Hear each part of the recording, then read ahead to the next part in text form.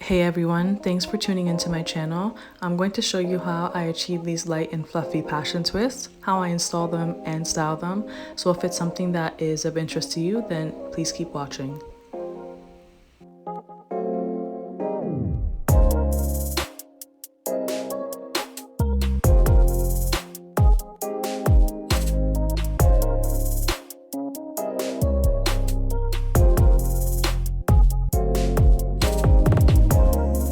You want to start this style off on stretched hair. For me, that means I took some time to blow dry my hair.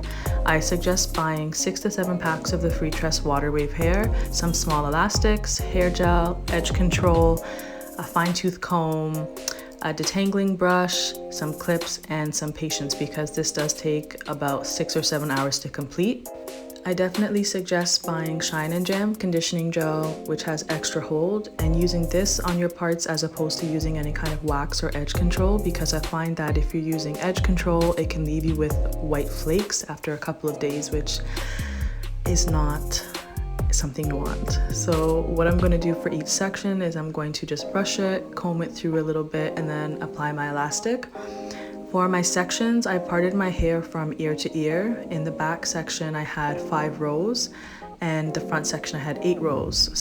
For the back section, at the very bottom, I had 3 sections that I made. On top of that, I had 4 sections, then 5, then 4, then 3. At the front, I parted my hair down the middle, and at the side, starting from my ears, I had 2 sections. On top of that, I had 3, then 4 sections, and then 4.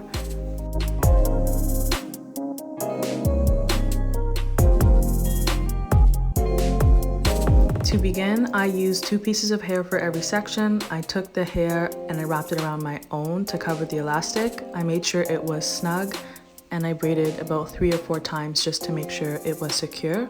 And at that point, I started twisting. The annoying thing is with this type of style is that you never know, or at least I never know, what direction is the right direction. So you can be twisting all the way down to the bottom, and that's when you're going to figure out whether or not you did it correctly. So in this case, for this specific twist and for a few others on my head, I did it incorrectly, and you can see that by the way the twist falls. Don't get me wrong, it's a really simple fix. All you need to do is unravel the twist up into the point where you began the braid and then twist in the opposite direction. It just gets annoying if it's every other twist that you have to do this for, but that's okay. As you can see here, there's a definite difference in the way that the twist falls, and not every single twist is going to look alike, but you can definitely tell the difference between a twist that has been done correctly and incorrectly. I'll continue showing you how to install these twists, and in the meantime, I wanted to mention that before I installed this hair, I took all 6 packs of hair that I used and I soaked it in a tub with some apple cider vinegar, water, and deep conditioner. And I did this because my scalp is very sensitive when I'm using extensions, and I can develop rashes very easily. So in order for me to strip the hair from the chemicals, I soak it in this little mixture, and I'm about 4 days in right now, and I haven't had any issues. Usually if my scalp has any type of reaction to the hair that I'm using, I will know within the first 3 days or so. One thing I want to suggest is to make sure you fully coat your hair with enough of the gel, just because this isn't a style like box braids where your hair is neatly tucked in and secure. You're doing twists where these twists are fairly loose and your hair is still exposed to all of the elements, so it's easy for your hair to get frizzy, especially at the ends. But at the end of the day, it is your prerogative, so if you don't mind that your hair is getting a little bit frizzy or your ends start to pop out, then that's no problem.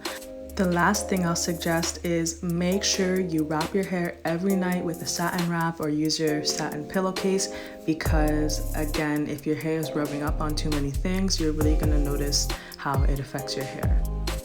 Next, I'm going to show you a few hairstyles. They're pretty self-explanatory. You can follow along fairly easily by just watching them. But if you do have any questions or comments, definitely drop them down in the section below and I'll get back to you.